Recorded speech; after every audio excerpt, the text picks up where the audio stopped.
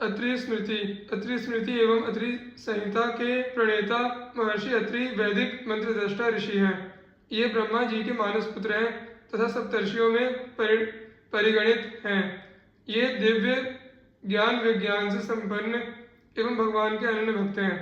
कर्दम प्रजापति की पुत्री देवी अनसुईया इनकी धर्मपत्नी है, जो पतिव्रताओं का आदर्श है।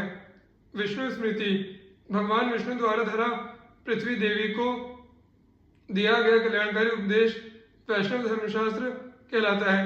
यह सूत्रों तथा श्लोकों के रूप में उपनिबद्ध है। गीता की तरह इसे भी भगवद्वाणी कहा गया है। इस स्मृति में 100 अध्याय हैं। हारीत स्मृति।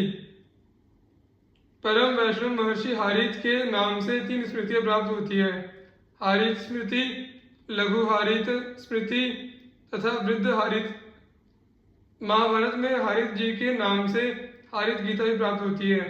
उसके उपदेश बड़े ही कल्याणकारी हैं। महर्षि हारीत भगवान विष्णु के अनन्य उपासक थे। अपनी स्मृतियों में उन्होंने उनकी उपासना पद्धति तथा मंत्रों का बहुत ही सुंदर वर्णन किया है। यम स्मृति। धर्मराज यम भगवान सूर्य और देवी संज्ञा के पुत्र हैं। ये जीवों के कर्मों के साक्षी, उनका नियमन करने वाले होने के कारण यम तथा धर्मरूप होने के कारण धर्म या धर्मराज कहलाते हैं।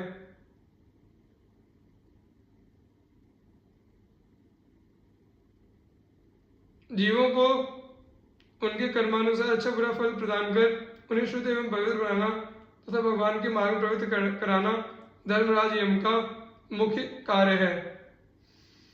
इन्होंने भगवान नाम महिमा को कल्याण का अत्यंत सुगम उपाय बताया है। इनकी 3 स्मृतियां प्राप्त होती हैं। यम स्मृति, लघु यम स्मृति और बृहद यम स्मृति।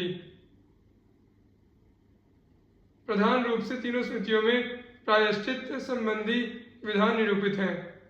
याज्ञवल्क्य स्मृति। राम कथा के प्रवक्ता महर्षि याज्ञवल्क्य जी महान योगी, अध्यात्मवेत्ता तथा धर्म के निगूढ़ तत्व का ज्ञान रखने वाले आचार्य हैं।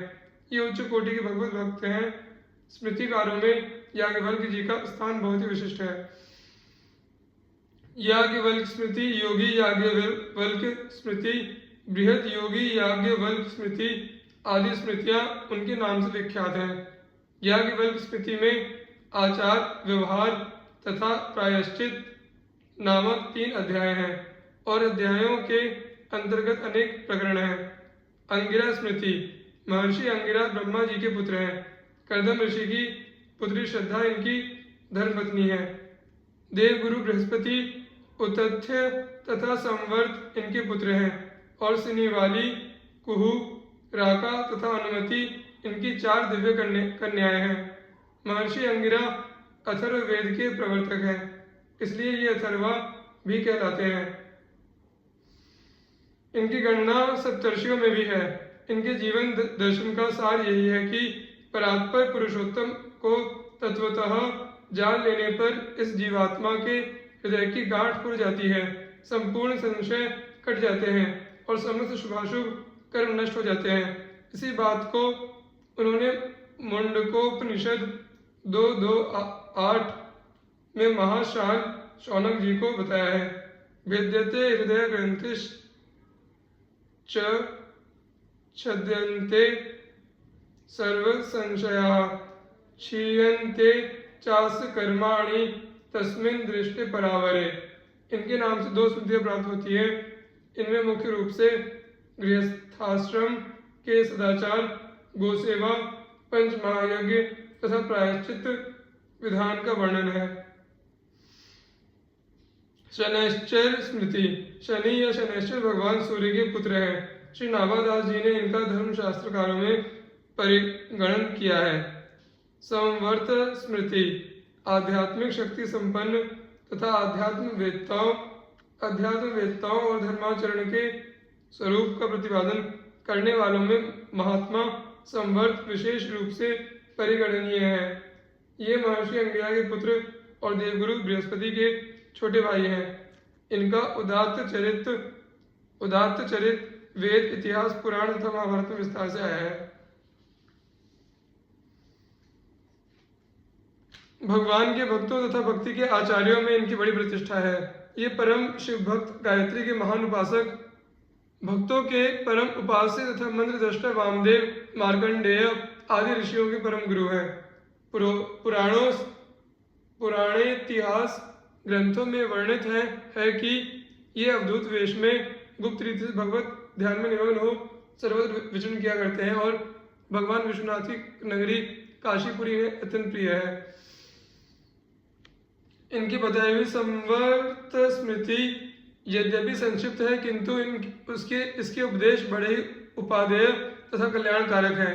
इस स्मृति में वर्णाश्रम धर्म, प्रायश्चित, गायत्री जप तथा दान की महिमा विशेष रूप से आई है। कात्यायन स्मृति, महर्षि कात्यायन का अत्यंत प्राचीन धर्मशास्त्रकारों में परिगणन है। प्राचीन भारतीय व्यवहार एवं व्यवहार विधि के नियमों में तथा स्त्री धन की मीमांसा में महर्षि कात्यायन के वचन अत्यंत प्रामाणिक माने गए हैं। परवर्ती सभी निबंधकारों ने इनके वचनों को उद्धृत किया है। शांडिल्य स्मृति, परम भागवत ऋषि शांडिल्य जी भक्ति के आचार्य हैं। इनका भक्ति सूत्र अति प्रसिद्ध है।